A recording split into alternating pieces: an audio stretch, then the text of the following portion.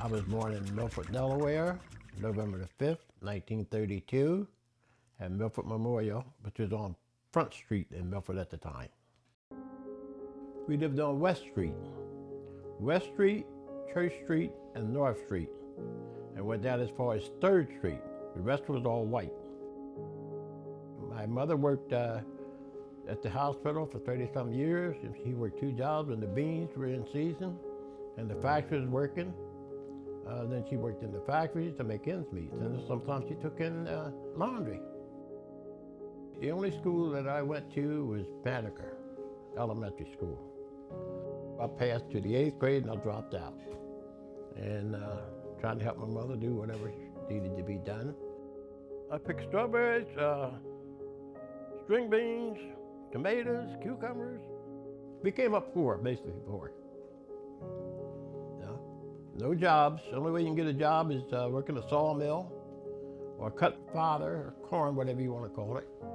And my grandfather and most anybody that could get out and do that to make a living, they did all that. And that's what we did. We just worked and we took the oxtails, the pig feet, hog ears and stuff like that people didn't want to eat.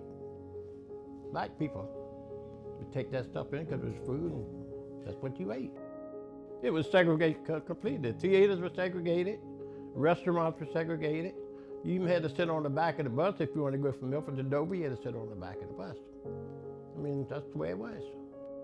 But in our house, there was no segregation. White, black, whatever, Jews. Joey Yorkins come to our house, his family. My family could go to their house. No segregation. It was the system that had kept things segregated. I started working in Rehoboth in 1948. I worked for the Carlton Hotel. Mostly all black help. All the cooks were basically black. They had a place in the back for people to live. The waitresses lived down in the basement. I used to be like the bellhop, and people come in, take the stuff up. I went to Florida in 1953. And guy said, "Man, can you swim?" I said, "Yeah." He said, "Well, you want to come down here and work on the weekends?" So I did a little relief guard down there. Got out of that, came up here, married my wife, Anna, and they needed a lifeguard. Tried out for the job, and I got it.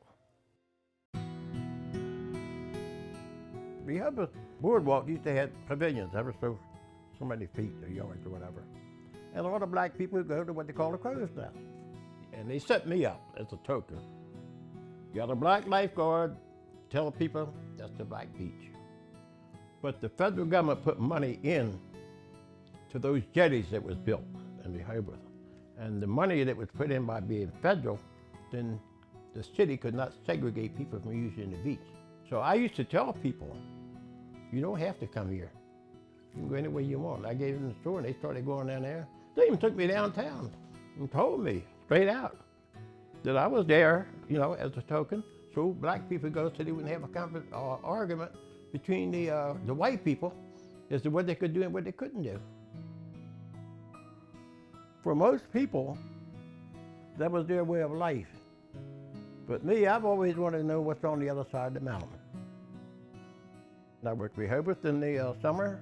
I skin trees in the winter. Take the bark off the trees with a spade. That's what they call skinning pollens, slog. And I did that until I went in the union. And I worked dredging for 30 years, what we called working on dredge boats. I was never considered a black person or a white person. I was always considered myself as a person. People create the system that we're in. You come up as a child, you only learn one way to go, you're only going to know one way to go. I got a neighbor over here right now, white guy, nice guy. He said, I never knew that black people were the way they are until I moved next to a black person. I can make you a circle right here. So you live in that circle, all you're going to know is what's in that circle. You get out of that circle, then you might learn something.